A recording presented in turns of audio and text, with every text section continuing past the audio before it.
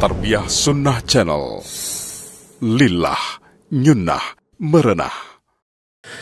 Bismillahirrahmanirrahim. Assalamualaikum warahmatullahi wabarakatuh. Alhamdulillahilladzi hadana lihadza wa ma kunna linahtadiya laula an hadana Allah, wa asyhadu an la ilaha illallah wahdahu la syarika lah, wa asyhadu anna Muhammadan abduhu wa rasuluh sallallahu alaihi wa ala alihi wa ashabihi wa sallama tasliman mazida wa ba'd. Anak-anakku sekalian, calon hufadz, calon duat, calon-calon ahli surga, alhamdulillah kita kembali berjumpa di pagi hari ini. Tema yang kita akan bahas adalah adab-adab berkawan, berteman. Kemarin kita sudah menjelaskan salah satu di antara adab berkawan adalah meniatkan niat yang benar ketika berkawan. Bagaimana meniatkan yang benar? Pertama, niat berkawan karena melaksanakan perintah Allah dan juga perintah Rasul-Nya. Allah yang memerintahkan kita berkawan. Allah yang memerintahkan kita memilih teman. Karena itulah maka berkawan adalah ibadah. Karena melaksanakan perintah Allah dan Rasul-Nya.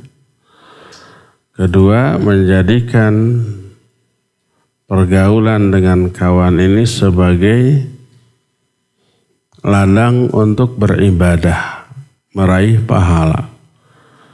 Dengan cara bagaimana? Dengan cara melaksanakan adab-adab berkawan menurut Islam. Yaitu mencintai kawan kita sesama muslim, menyayangi mereka, menolong, membantu, memperhatikan, mengangkat mereka dari kesulitan kalau kita mampu, dan seterusnya.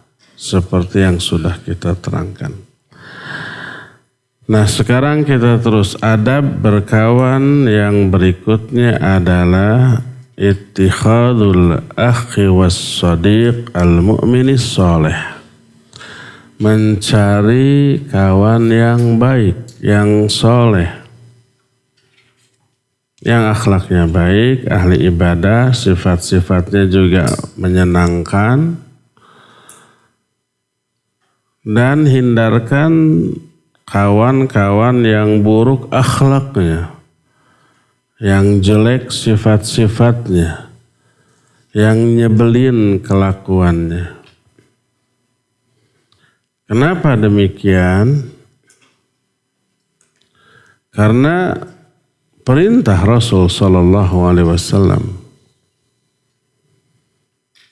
Nabi menyatakan la tusahib illa mu'minan, jangan kalian bersahabat kecuali dengan orang mukmin. Dengan orang mukmin silakan kamu bersahabat. Kenapa kita harus memilih orang soleh sebagai teman atau sahabat kita? Karena teman itu memberi pengaruh besar kepada kita. Bayangkan kalau temannya buruk akhlaknya, kita juga kebawa buruk. Jelek bahasanya, nanti kita juga ngomongnya jelek. Tingkah lakunya itu nyebelin, nanti kita juga terpengaruh jadi nyebelin. Makanya ada peribahasa dalam bahasa Arab. Ini peribahasa, bukan Quran, bukan hadis. As-sahib sahib. As-sahib sahib. As-sahib artinya sahabat. Sahib artinya yang menyeret. Sahabat itu menyeret, menarik. Menyeret ke mana? Menyeret ke arah dia. Artinya menyeret perilaku kita, akhlak kita, kelakuan kita seperti akhlak dia, seperti kelakuan dia. Termasuk agama kita juga terpengaruh. Baik agama ini maksudnya adalah pemahaman. Kita punya pemahaman akidah, manhaj yang benar. Bergaul dengan orang yang akidahnya, manhajnya, pemahamannya jelek atau menyimpang, ada kesalahan, kekeliruan. Sering ngobrol itu terpengaruh itu. Apalagi bergaulnya dengan agama yang berbeda. Apalagi yang tidak beragama, ateis umpamanya, komunis umpamanya, atau agama lain. Nanti kita terpengaruh pemahaman agama kita, akidah kita. Bisa kita murtad nanti. Termasuk pengamalan. Umpamanya kita, pengamalan agama kita bagus. Setiap sholat selalu ke masjid. Azan berkumandang, langsung kita wudhu, langsung ke masjid sholat. Sebelum atau setelah sholat kita buka mushaf, baca Al-Quran. Setelah beres sholat kita wirid dulu ya. Berdoa, kemudian sholat sunnah ba'diyah kalau ada ba'diyahnya. Terus baca Quran, selalu begitu. Lalu berkawan dengan orang yang sholatnya belang-belang. Kadang sholat, kadang tidak. Lagi umpamanya siang-siang pas menjelang zuhur itu berkawan jam 11. Sampai jam 12 azan. Kalau kita mah mau ke masjid, kawan-kawan kita mah cuek mendengar azan. Tapi karena lagi asyik ngobrol, lagi asyik main futsal. Teruskan aja dulu, nanti sholatnya gampang lah. Kan zuhur masih panjang sampai jam 3 tuh nanti juga bisa tuh. Akhirnya kita juga terpengaruh, akhirnya kita nggak ke masjid. Sholatnya sendiri nanti ditelat-telatkan. Dan seterusnya, termasuk akhlak juga terpengaruh. Kita mah kalau ada wanita lewat, kita langsung tunduk. Karena perintah Quran. Itu ayat yang tadi dibaca oleh imam. Surah An-Nur 30 dan 31. Qul lil mu'minina yaghuddu min absarihim wa yahfadhu furujahum. Katakan kepada orang-orang yang beriman, tundukkan pandangan mereka. Ayat 31-nya gitu, qul lil mu'minati yaghuddna min absarihin. Semua tertundukkan pandangan. Itu ayat. Hadis juga lebih banyak lagi. Itu akhlak, Pak. Jadi pas sampai dari jauh kelihatan berpapasan dengan wanita, sudah ke arah lain atau tunduk ke bawah. Gaul sama teman-teman yang matanya liar.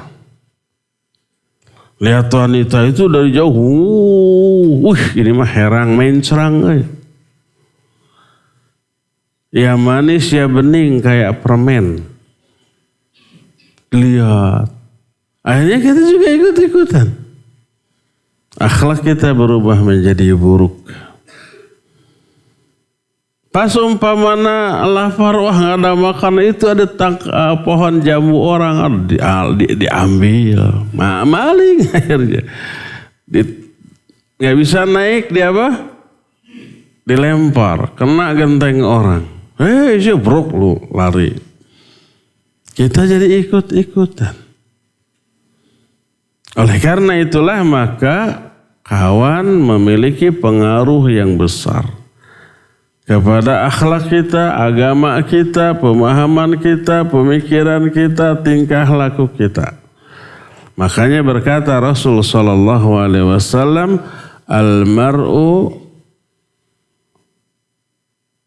kata Rasul sallallahu alaihi wasallam, al-mar'u ala dini khalili falyanzur may yukhalil. Falyanzur ahadukum may yukhalil. Kata Rasulullah SAW, seseorang itu agamanya akan terpengaruh oleh agama kawannya. Al-maru ala dini khalil. Falyanzur ahadukum may yukhalil. Seseorang itu agamanya akan terpengaruh oleh agama kawannya, maka hendaklah kalian memperhatikan dengan siapa kalian bergaul. Kalau bergaul dengan orang buruk, kita akan menjadi buruk seburuk kawan kita tersebut. Itu yang pertama. Alasan kenapa kita ini harus bergaul hanya dengan orang-orang yang baik, yang soleh. Agar kita juga terbawa baik, terbawa soleh. Kitanya umpamanya selama ini lalai dalam melakukan sholat, suka ditunda-tunda, suka belang-belang. Bergaul dengan kawan yang sangat memperhatikan sholat. Lagi ngobrol seru, lagi futsal, ternyata tiba-tiba azan berkembang. Berhenti dulu, ke masjid dulu.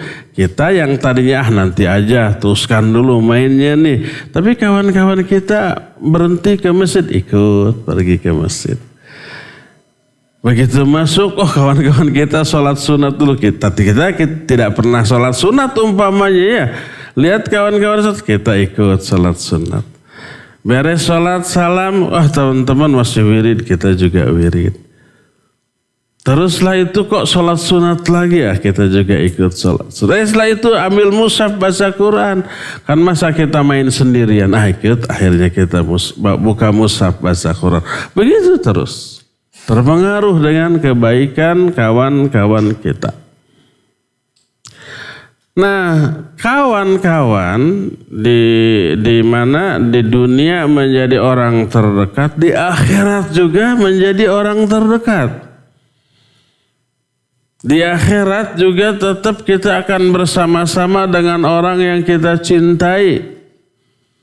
Kalau umpamanya orang yang kita cintai itu soleh, ahli ibadah, kita gaul dengan mereka, orang soleh, orang ahli ibadah, di akhiratnya akan berada di mana? Di surga. Derajatnya tinggi. Kita akan bersama-sama mereka.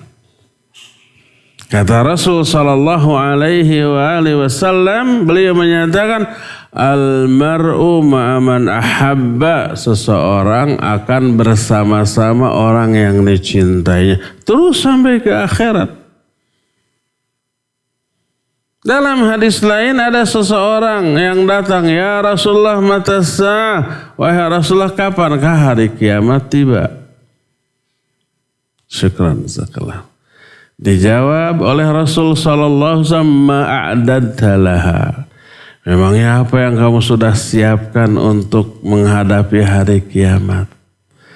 Jadi Nabi alaihi salatu wasallam tidak menjawab kapan. Kenapa Nabi tidak menjawab kapan waktu kiamat? Ada yang tahu kenapa? Cung. Virus, kenapa? Siapa yang tidak tahu? Karena Nabi Muhammad SAW pun tidak tahu. Tak ada yang tahu kapan kiamat terjadi. Jibril tahu apa tidak? Tidak. Siapa yang tahu? Hanya Allah. Makanya Nabi alaihi salatu wasallam menyatakan, ma'adadallah, apa yang sudah kamu persiapkan untuk menghadapi kiamat? Dia bilang tidak ada. Illa inni uhibbullaha wa rasulah.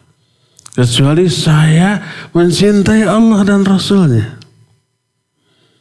Itu aja persiapan untuk menghadapi kiamat. Saya cinta Allah, cinta Rasul alaihi salatu wassalam. Maka kata Nabi alaihi salatu wassalam, anta satakunu ma'aman ahbabta fil jannah. Kamu akan bersama-sama orang yang kamu cintai di surga nanti. Karena yang dicintainya Rasul sallallahu alaihi wasallam akan bersama Nabi alaihi salatu wasallam sampai di sana. Si sahabat Yang meriwayatkan hadis ini mendengar obrolan Nabi dengan orang itu menyatakan fa uhibbu Rasul sallallahu alaihi wasallam wa Abu Bakar wa Umar wa arju an akuna ma'ahum fil jannah. Mendengar itu maka aku mencintai Rasul, Abu Bakar dan Umar. Aku berharap aku akan bersama-sama mereka di surga nanti.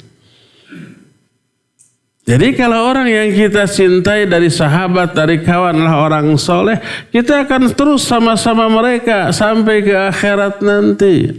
Sampai ke surga nanti. Bayangkan kalau yang kita jadikan sahabat, yang kita sukai, yang kita cintai itu orang durhaka, lalai dalam melakukan ibadah, apalagi beda agama, beda keyakinan. Orang yang lalai di dalam melakukan perintah dari agama ini. Orang yang banyak melakukan dosa dan kemaksiatan serta kesalahan. Kita jadikan kawan. Pertama, agama kita terpengaruh, amal kita, akhlak kita terpengaruh jadi buruk gitu ya. Nanti sampai ke akhirat bareng bersama mereka.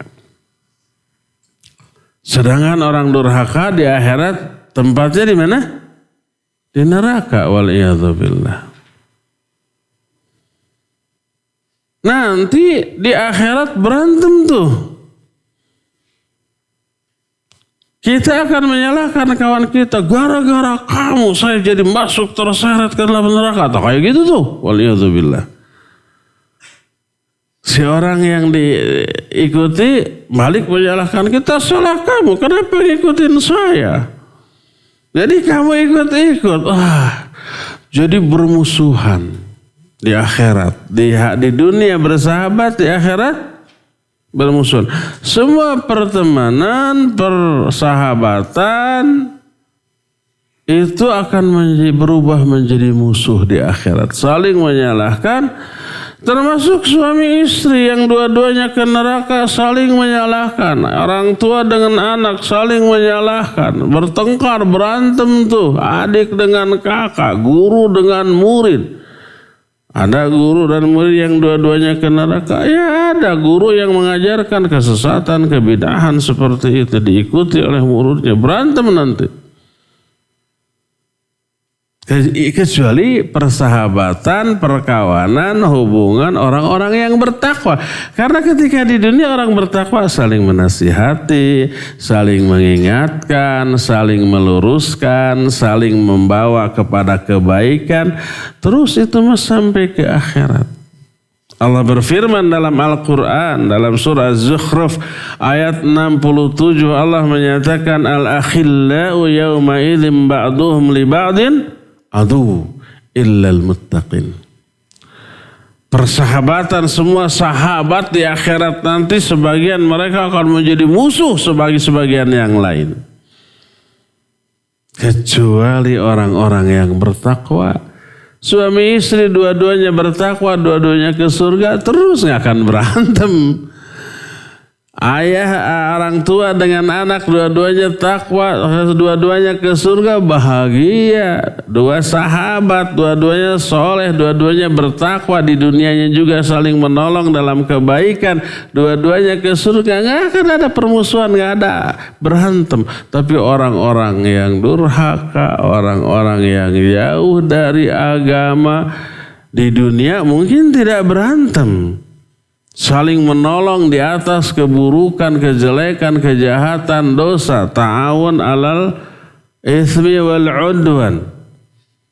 Tapi di akhirat oleh Allah diazab saling menyalahkan. Kamu gara-gara kamu tuh ngajak saya nggak benar, jadi saya juga diazab. Kata orang itu, salah sendiri, kenapa ngikut saya? Gitu terus.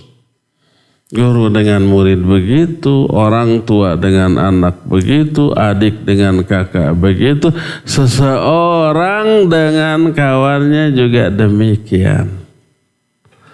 Jadi bermusuhan tuh. Adapun orang-orang yang bertakwa tetap bersahabat, berkawan, bersaudara sampai ke surga, tetap saling menyayangi, saling mencintai. Nih contoh seorang yang besar jasanya ke Islam. Tapi mati dalam keadaan kafir, masuk neraka gara-gara punya kawan dekat orang kafir juga. Orang ini tuh besar, jasanya besar, peranannya membantu menolong Nabi Muhammad SAW, mencintai Nabi SAW. Ada yang bisa menduga siapa orang ini? Siapa? Cung. Siapa yang tahu? Pamannya. Siapa? Siapa paman Nabi SAW? Abu Thalib.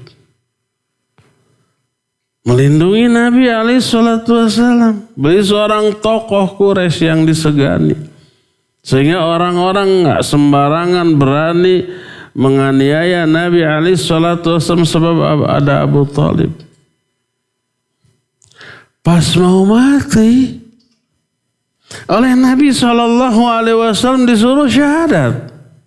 Ya ammi qul la ilaha illallah kalimatan asyhadu biha laka indallah. Hai pamanku, ucapkan olehmu la ilaha illallah, satu kalimat yang aku akan menjadi saksi bagimu di akhirat di hadapan Allah nanti. Pas Abu Thalib mau mengucapkan, ada kawannya tuh Abu Jahal. Selain kawan juga dia itu apa? Saudara, kakaknya tuh.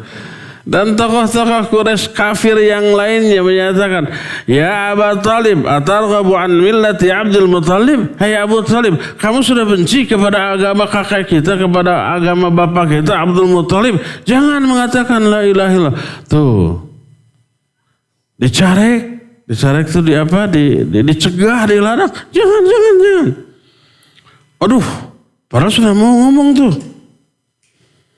Lalu oleh Nabi SAW dibimbing lagi, ya pamanku, ucapkan la ilaha illallah. Jangan, kamu sudah benci kepada agama. Akhirnya Abu Thalib ceklek mati dalam keadaan tidak mengucapkan 2 kalimat syahadat. Mati dalam keadaan kafir. Karena pengaruh siapa? Kawan-kawannya. Mati dalam keadaan sul khatimah. Nabi SAW sampai nangis. Lalu berdoa kepada Allah agar Allah mengampuni dosa-dosa pamannya. Dikabulkan apa tidak? Tidak. Malah turun ayat, makana lin nabi walladzina amanu ayastaghfirul musyrikin walau kanu aba'ahum. Tidak layak bagi seorang nabi dan orang-orang yang beriman memintakan ampunan bagi orang-orang musyrik walaupun bapaknya sendiri. Nggak bisa ditolong tuh. Akhirnya Nabi SAW berdoa kepada Allah agar Abu Thalib yang harusnya diazab di neraka yang paling bawah diringankan. Dengan azab neraka teringan. Dikabulkan apa tidak? Ya, dikabulkan. Sehingga Abu Thalib karena mati dalam keadaan musyrik harusnya berada tingkatan neraka yang paling bawah. Berarti paling bawah itu paling hebat siksanya, paling berat. Dikatrol, dinaikkan ke tingkat neraka yang paling atas, paling enteng azabnya. Paling enteng azabnya itu cuma dikasih sepasang sendal dari api neraka. Begitu sendal dari api neraka dipakai, apa yang terjadi? Ubun-ubunnya mendidih bergejolak. Padahal ubun-ubun berada di jarak terjauh dari sendal. Sendal dipakainya di mana? Di kaki. Ubun-ubun paling atas, paling jauh tuh. Ininya aja bergejolak, ininya aja mendidih, apalagi kakinya, apalagi pinggang yang ngerinya. Itu yang paling ringan. Berkat doa Nabi SAW untuk Abu Thalib, maka azab untuk Abu Thalib diperingan. Berkata Nabi SAW, laula ana lakana fid darkil asfali minan nar. Seandainya bukan karena saya, niscaya Abu Thalib akan berada di tingkatan neraka yang paling bawah. Tapi karena doa Nabi SAW diangkat menjadi paling ringan. Nah, tapi dari kisah ini kita lihat pengaruh buruk dari kawan yang buruk sampai mati dalam keadaan su'ul khatimah. Berdasarkan hal itulah maka jangan sembarang memilih orang untuk menjadi kawan. Pilihlah yang soleh, yang ahli ibadah, yang baik akhlaknya, agar kita ini terbawa dengan kebaikan mereka. Agar persahabatan pertemanan ini langgeng sampai ke surga. Tidak berubah kelak menjadi musuh di akhiratnya, enggak. Sebagaimana kata Allah, al-akhillau yawma idzin ba'duhum li ba'din aduwwun illal muttaqin. Semua persahabatan, semua cinta dan kasih sayang pada hari akhirat akan berubah menjadi permusuhan yang saling menyalahkan, saling mencela, kecuali orang-orang yang bertakwa. Persahabatan, pertemanan sesama orang bertakwa langgeng terus sampai ke surga. Di surga mereka saling mengunjungi, reuni lagi, ketemu lagi. Kalau umpamanya kalian di sini punya teman-teman sahabat dekat semuanya soleh gitu ya, lalu semuanya itu nanti pasti akan berpisah setelah beres menyantri di sini ya, berpisah jauh. Nanti akan terkenang, akan kangen, ada di mana si Anu ya. Terus sampai pada nikah, punya anak, punya cucu, mati. Di surga nanti kalian reuni lagi, ketemu lagi nih. Semoga semuanya yang ada di sini semuanya bisa reuni lagi di surga ya. Amin. Bisa main futsal lagi nanti di surga. Bisa kalau mau mah. Kalau mau bisa dikabulkan oleh Allah Azza wa Jalla ya. Oh seneng, nanti cerita lagi dulu kita ketemu di Ma'had Tarbiyah Sunnah ya, di Selat Sau ya, wah gitu. Seru itu omongan obrolan tersebut. Jangankan di surga nanti di alam kubur ada reuni apa tidak? Di alam kubur bisa saling mengunjungi apa tidak? Tergantung. Kalau orang itu orang soleh, ahli ibadah, ahli kebaikan, terus selamat dari fitnah kubur, terus memperoleh nikmat kubur, selamat dari azab kubur, ya orang-orang yang memperoleh nikmat kubur bisa saling mengunjungi di alam kubur. Imam Al-Qurtubi rahimahullahu ta'ala dalam kitab At-Tadhkirah khusus ada satu bab bahwa ahlul kubur yatazawaruna fima bainahum fi kuburihim. Ahli kubur itu saling mengunjungi di alam-alam kubur mereka. Kalau mereka itu soleh, memperoleh nikmat kubur ya. Salah satu di antara nikmat kuburnya saling mengunjungi. Kemarin ada yang nanya, raja ya, apakah bentuk nikmat kubur yang akan dialami rajanya? Mana raja? Raja kemana? Oh ini. Kamu kan yang nanya ya? Raja kita yang nanya. Salah satu nikmat kubur bisa saling mengunjungi. Di alam kubur ya. Tidak semua ulama berpendapat demikian. Tapi banyak. Di antara Imam Al-Qurtubi. Mereka saling mengunjungi. Asal apa? Dapat nikmat kubur. Adapun orang yang diazab di alam kubur ya nggak bisa. Harus terus diazab karena dosa-dosanya sampai hari kiamat. Adapun yang peroleh nikmat kubur iya bisa saling mengunjungi di antara sesama mereka. Nikmat apa tidak? Nikmat. Kita jangankan di alam kubur dalam kondisi yang pasti lebih baik daripada di alam dunia bagi orang soleh. Di dunia aja kita punya sahabat, punya kawan dekat yang kita senangi karena kebaikan akhlaknya. Kangen lalu berkunjung ke rumah kawan. Senang ketika ngobrol-ngobrol itu. Senang, betah. Tiba-tiba kerasa aja cangkeng teh cangkel udah lama, udah jam-jaman. Baru pamit pulang. Nah kayak gitu tuh ya. Oleh karena itulah maka pertemanan, perkawanan yang kita lakukan di alam dunia itu berpengaruh sampai ke akhirat nanti. Dari sinilah maka kita harus memperhatikan untuk memilih kawan-kawan yang akhlaknya baik. Ahli ibadah, ahli Quran, baca Al-Quran, ahli kebaikan, yang dermawan, yang suka menolong, yang suka perhatian, suka peduli, suka mengangkat orang dari kesulitan yang sedang dialaminya, maka itu jadi ibadah ya. Inilah salah satu di antara adab berteman, yaitu memilih adab yang baik. Wallahu a'lam bishawab. Sampai sini ya. Virus. Ambil. Gak mau ya udah. Bukhari. Ambil. Kebuharikan. Ada pertanyaan, Cung? Siapa yang mau bertanya? Mana mic.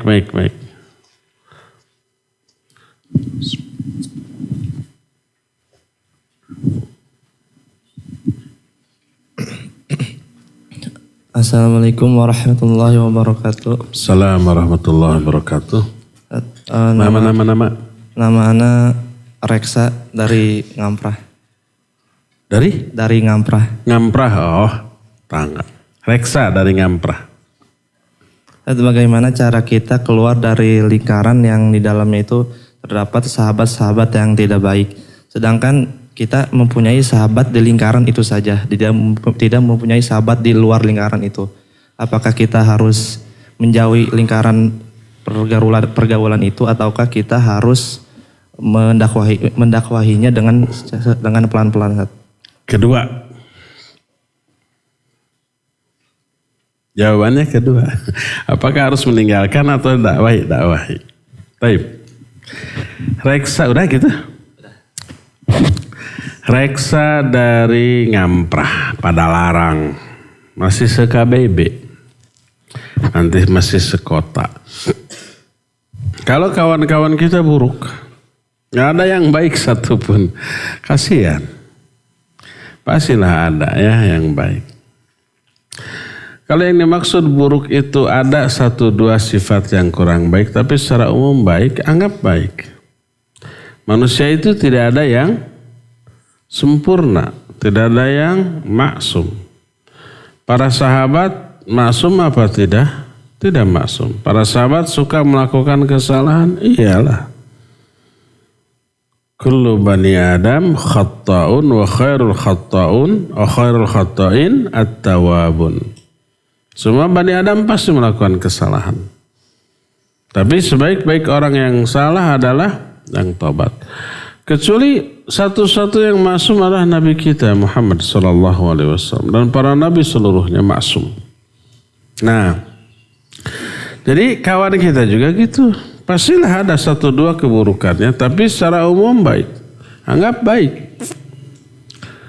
Nah, kalau kawan-kawan bergaul kita rata-rata punya banyak keburukan. Ada kebaikan tapi lebih banyak keburukannya. Apa yang harus kita lakukan? Dakwahi mereka. Bimbing mereka,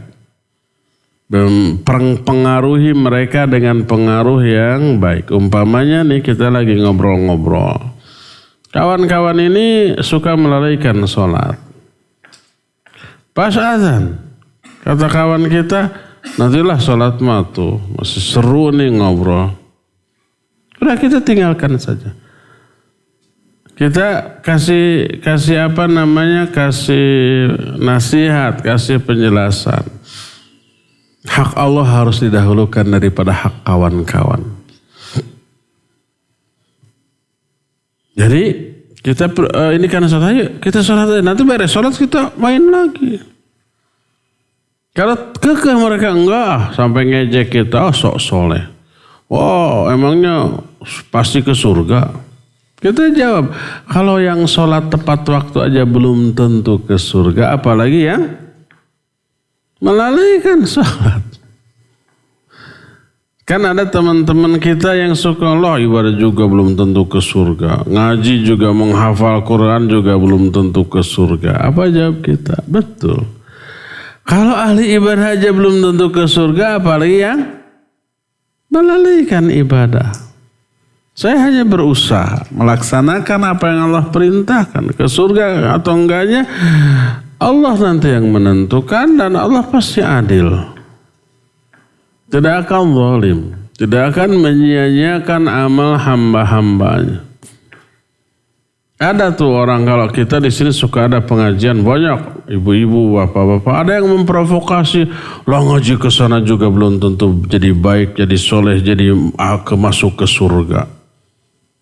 Ada yang mempengaruhi begitu ya. Ada yang ngomong ke saya begitu. Saya bilang jawab begini, kalau yang ngaji aja belum tentu ke surga, apalagi yang tidak ngaji, apalagi yang anti ke pengajian. Ya enggak. Sama dengan begini, makan bergizi belum tentu sehat, belum tentu nggak kena sama COVID lah, ngapain makan? Kita bilang kalau yang makan saja belum tentu sehat, apalagi yang tidak makan. Kalau yang tidak makan dipastikan nggak sehat itu, ya. Yang makan pasti sehat, ya lebih besar kemungkinan sehat, walaupun mungkin saja kena penyakit, mungkin. Salah satunya dari makanan mungkin. Tapi jawablah begitu ya. Nah, jadi pertama kalau kita punya kawan yang karakternya tidak bagus, dakwahi. Ya. Jadikan kawan kita ini sebagai madu, orang-orang yang kita dakwahi. Kedua, ya, kalau kekeh mereka tidak mau, jangan sampai kita terpengaruh. Jangan sampai terpengaruh dengan keburukan mereka. Kita ke masjid, mereka diam di sana, saya tetap ke masjid. Walaupun diajak nggak masalah, ya. Kita ke masjid, setelah itu gabung lagi nanti. Sekali mereka nggak nurut, lama-lama insya Allah bisa nurut. Asal kita yang istiqamah.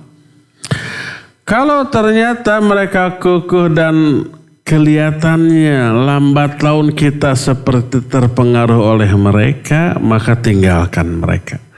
Kalau kita tidak bisa mempengaruhi mereka, tinggalkan. Lebih baik nggak punya kawan daripada punya kawan tapi memberi pengaruh buruk kepada kita, ya. Lebih baik kita sendiri. Wallahu a'lam. Ya, siapa lagi yang mau tanya?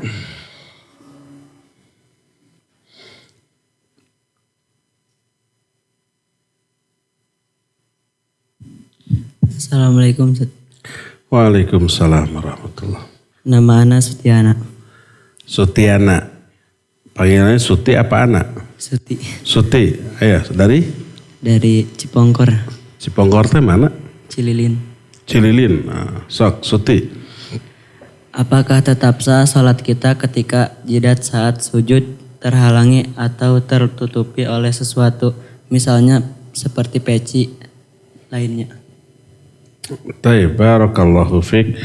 Sutiana.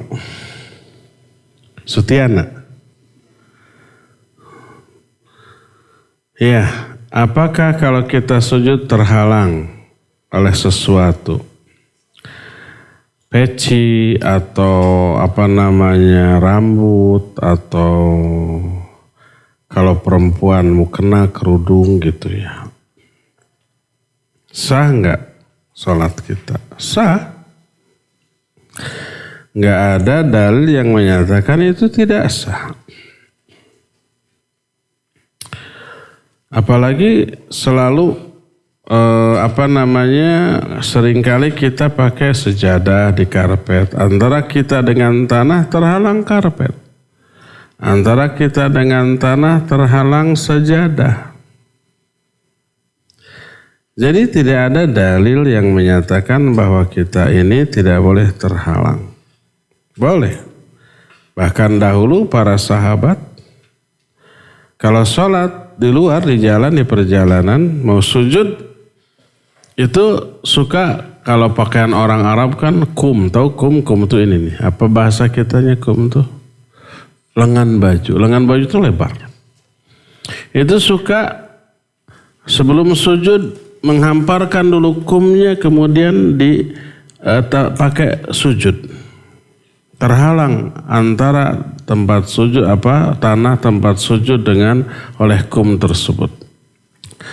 Dan itu dilakukan oleh Nabi dan para sahabat zaman dahulu, menunjukkan sah dan boleh.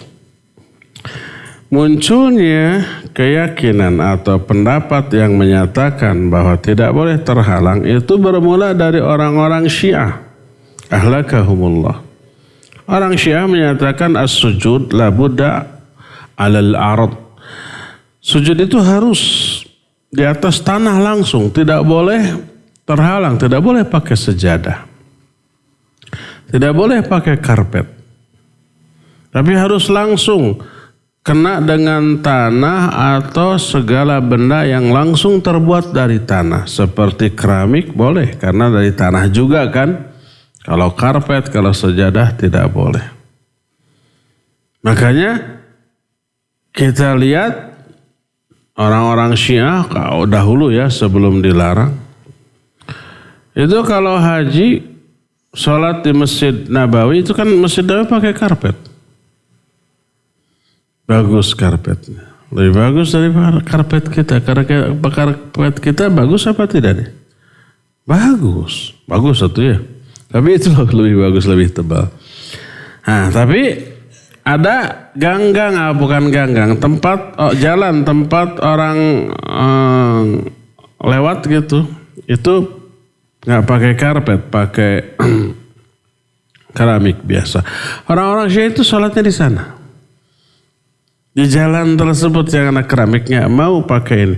Kalau toh mereka harus sholat di karpet bawa tisu, kemudian mereka sujud di atas tisu itu. Kalau umpet tisunya kan di sana banyak kipas angin tuh. Ketiup, dikejar lagi sholat tuh. Dikejar. Atau kadang tisunya itu keinjak sama orang. Nempel di kaki orang. Dikejar itu. Karena mereka meyakini tidak sah sholat di atas karpet. Harus langsung di atas tanah. Nah, kadang mereka meyakini yang tanah yang paling afdal tanah Karbala. Karbala nama tempat di sana. Karena tanah Karbala terciprati, tercampur darah siapa? Husain bin Ali bin Abi Thalib. Nah, itu yang paling afdal. Makanya kadang-kadang mereka bawa kain sedikit, ada tanah Karbalanya. Sholat kemana-mana dibawa.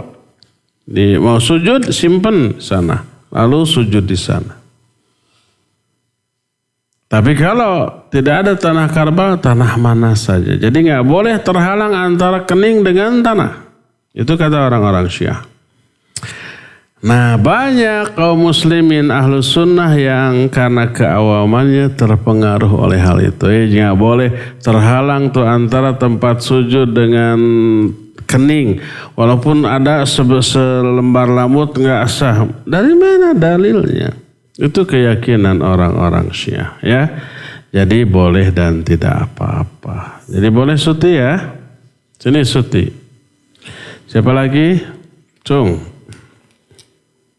Yang jauh dulu. Assalamualaikum Ustaz. Waalaikumsalam warahmatullah. Nama Ana Raffi. Siapa? Raffi. Raffi. Pakai amat nggak? Enggak. Raffi dari? Cimahi. Cimahi. Apa satu hukumnya menggunakan as-salatu khairum minan naum saat adzan subuh? Apa hukumnya melafadzkan taswib? Namanya taswib. Taswib itu as-salatu khairum minan naum. Kalau Allahu Akbar namanya apa? Takbir. Kalau hayya 'alas shalah, hayya 'alal falah apa namanya? Hayhalah. Kalau as-salatu khairu minan naum, tathwib. Pada sholat subuh, iya ulama ikhtilaf. Tapi jumhur ulama menyatakan ya sunnah. As-salatu khairum minan naum. Dan itu diterapkan di Masjidil Haram, Masjid Nabawi. Ketika mereka azan subuh pakai as-salatu khairum minan naum. Ulama-ulama di Saudi ya rata-rata mensunnahkan hal itu. Kita dulu pernah membahas kitab Bulughul Maram di Masjid Cipaganti pas membahas tentang azan gitu. Syekh Al-Utsaimin menerangkan bahwa yang kuat adalah yang menggunakan as-salatu khairum minan naum itu di azan subuh. Ini pendapat pertama. Pendapat yang kedua bahwa tathwib itu dilakukan di azan awal. Sejam sebelum azan subuh. Kalau sekarang azan subuh umpamanya 4:30. Sekarang jam 4:39 ya azan subuh di kita. Maka sejam sebelumnya azan awal. Nah di sanalah mengumandangkan tathwib. As-salatu khairum minan naum. Maksudnya salat di sana salat apa? Salat tahajud. Itu lebih baik daripada tidur. Membangunkan orang untuk sholat tahajud. Tapi kalau di Mekah dan Madinah, azan awal sejam sebelum azan subuh tidak ada as-salatu khairu minan naum. Jadi kadang-kadang orang Indonesia atau orang luar negeri mau haji mau umrah itu nggak tahu jadwal sholat subuh. Pas umpamana jam 4 azan. Kan kita kadang-kadang ada jadwal sholat subuh jam 4 ya, bulan-bulan apa gitu, bulan Juli, Agustus kalau gitu nanti jam 4-an tuh. Sekarang bulan apa? Februari ya? Maret ya, masih ini ya. Tapi nanti akan ada jadwal sholat subuh ke jam 4, kadang jam 4 kurang ada ya, pernah. Nah di sana jam 4 azan. Orang Indonesia banyak menyangka ini sholat subuh. Ini azan subuh. Lihat aja. Apakah pakai as-salatu khairu minan naum atau tidak. Kalau ternyata tidak berarti itu azan awal. Nanti azan subuhnya jam 5. Sejam setelah itu. Kalau di musim-musim dingin. Sekitar bulan Desember, Januari, Februari. Sekarang masih dingin di Saudi. Kadang-kadang sholat subuh itu jam 5 lebih. Karena kalau musim dingin itu malamnya lebih panjang daripada siangnya. Jadi jam 5 lebih baru azan subuh. Jam 4 lebih itu azan awal. Tapi karena orang Indonesia biasanya belum paham jadwal, ini apa azan subuh, apa azan awal. Lihat, kalau tidak pakai as-salatu khairu minan naum berarti azan awal. Kalau pakai as-salatu khairu minan naum berarti azan subuh. Walhasil ini masalah yang diikhtilafkan oleh para ulama. Kita menyalahkan apa tidak? Tidak. Yang menyerukan as-salatu khairu minan naum di waktu azan subuh, ya silakan. Kita enggak menyalahkan. Di Mekah, di Madinah juga begitu. Ya. Dan beberapa pondok pesantren kita di beberapa kota yang diasuh oleh ustadz-ustadz kita, di kalangan ahlus sunnah ada yang mengumandangkan as-salatu khairu minan naum pada waktu azan subuh. Gak masalah, boleh ya. Wallahu a'lam bissawab. Ahmad, Rafi, sini. Siapa lagi? Itu yang itu dulu. Mana mic-nya? Kasih. Assalamualaikum Dad. Waalaikumsalam warahmatullahi wabarakatuh. Namanya Rizky dari Bekasi. Dari mana? Bekasi. Rizky, semoga rizkinya berkah melimpah ya. Apakah boleh jika kita menyebut orang yang sudah meninggal dengan sebutan almarhum? Syukran. Iya, boleh nggak kita menyebut orang yang meninggal dengan sebutan almarhum? Barakallahu fiik. Ini di kita sering ya. Syekh Al-Utsaimin rahimahullahu ta'ala membolehkan. Tapi umumnya ulama tidak membolehkan. Karena apa? Karena almarhum mengandung makna jazm. Jazm itu pasti. Pasti, apa arti almarhum? Orang itu pasti dirahmati. Pasti makna dirahmati, diampuni dosanya dan memperoleh nikmat kubur, selamat dari azab kubur, pasti nanti ke surga, tidak akan ke neraka. Itu makna almarhum. Ada mengandung unsur jazm, pasti. Padahal kita tidak boleh memastikan. Maka mayoritas ulama melarang mengatakan almarhum kepada orang yang sudah meninggal. Kalau mau mendoakannya dengan lafaz rahimahullah. Itu doa rahimahullah, ini semoga Allah merahmatinya. Kalau almarhum bukan hanya doa tapi juga jazm, pasti dia dirahmati oleh Allah. Boleh nggak kita memastikan? Tidak boleh, karena dirahmati atau tidaknya seorang oleh Allah perkara gaib. Kita nggak tahu. Betapa banyak orang yang kita anggap soleh tapi di mata Allah salah.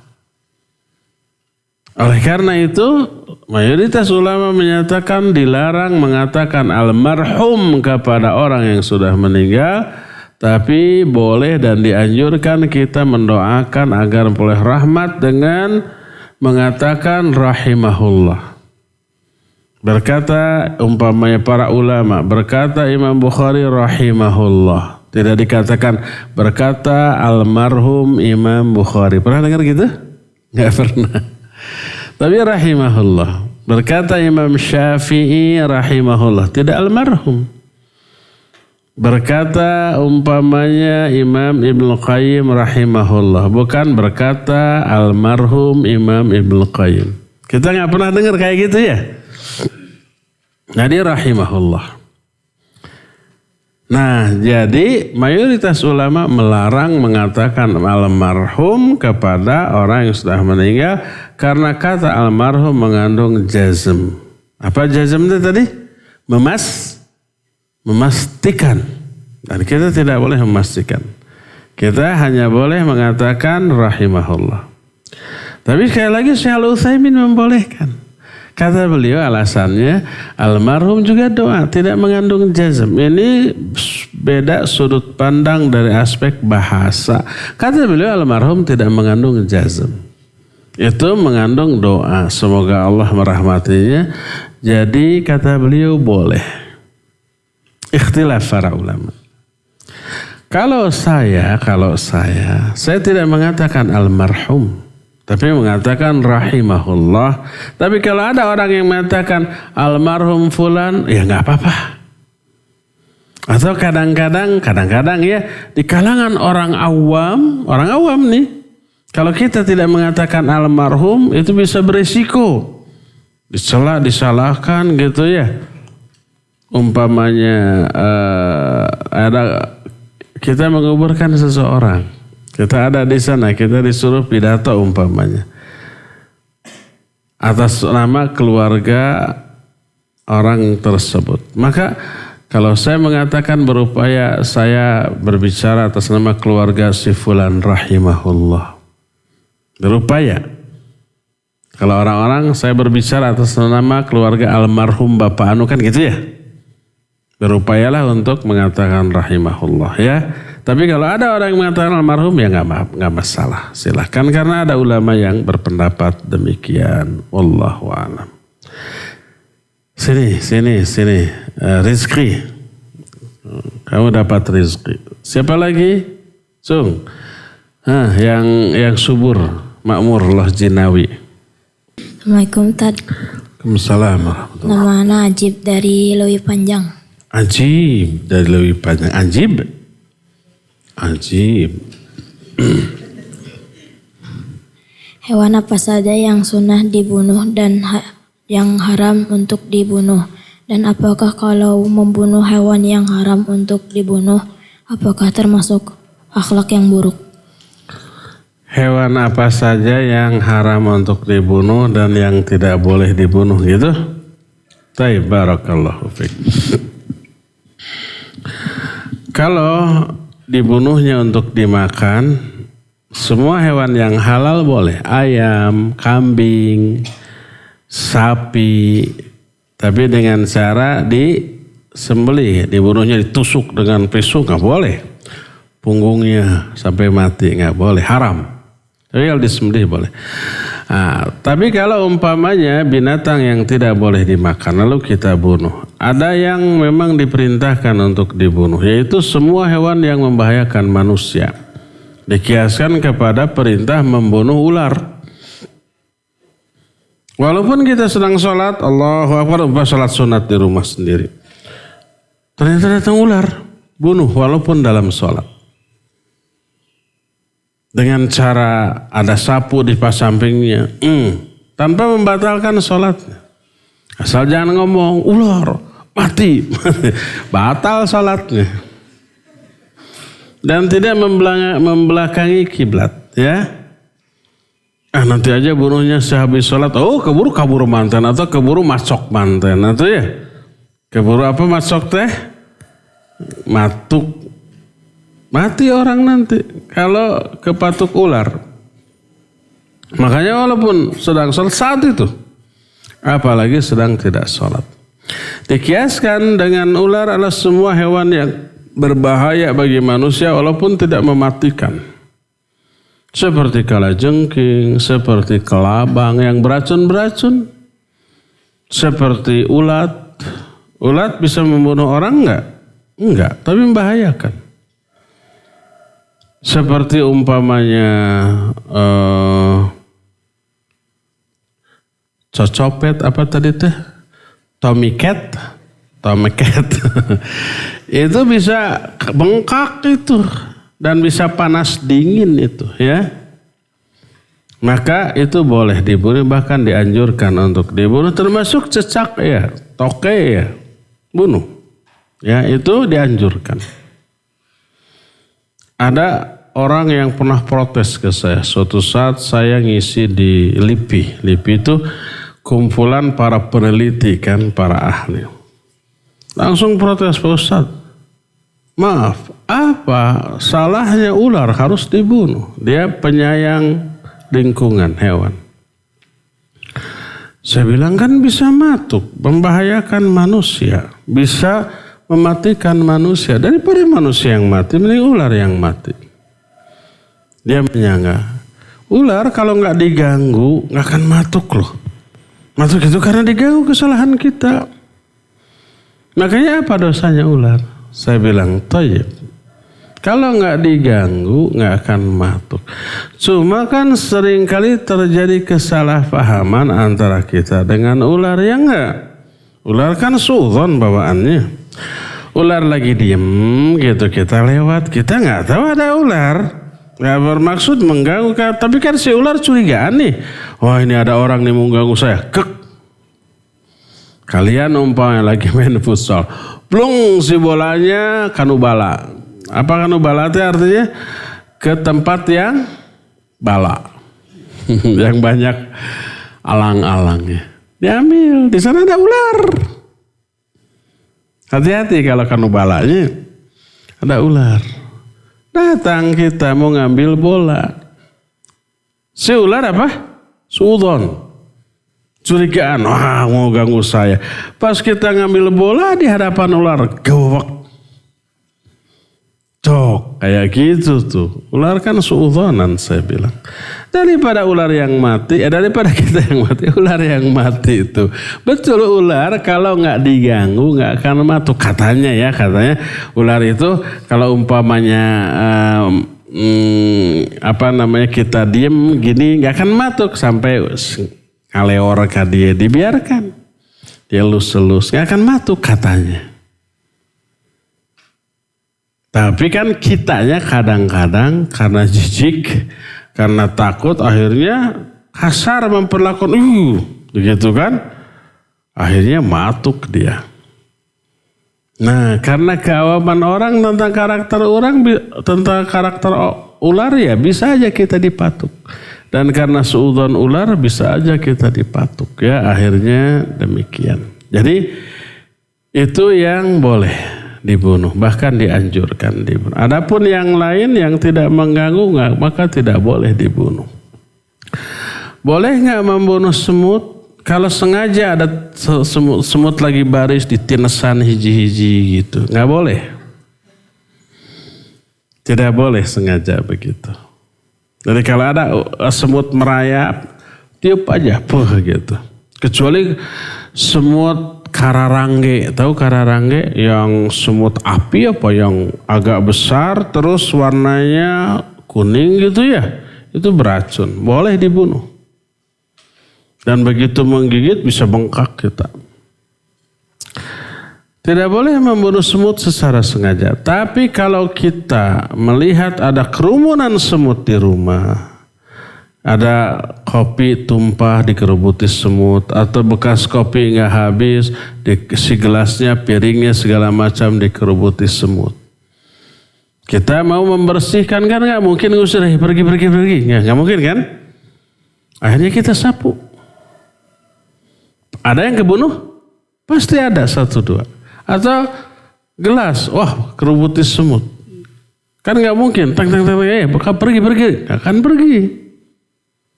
Sampai manisnya habis. Sedangkan kita butuh gelas itu saat suci. Pasti banyak semut yang mati maka nggak apa-apa. Karena sesuatu yang tidak bisa dihindarkan ya.